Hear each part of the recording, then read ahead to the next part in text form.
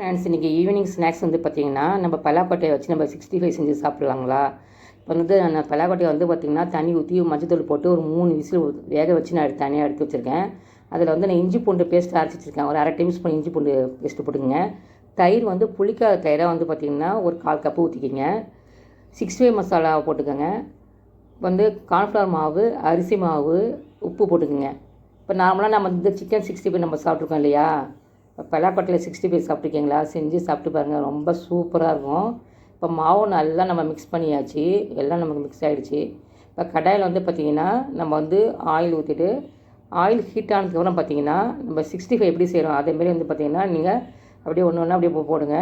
Medium ஃப்ளேம்லேயே வைங்க, அடுப்பை நல்லாவே வெந்துடும். இந்த ரெசிபி ட்ரை பண்ணி பார்த்துட்டு கமெண்ட் எனக்கு எப்படி இருக்குன்னு சொல்லுங்கள். வீடியோ பிடிச்சிருந்துன்னா சப்ஸ்கிரைப் பண்ணுங்கள், லைக் பண்ணுங்கள். பசங்க வந்து நல்லா விரும்பி சாப்பிடுவாங்க.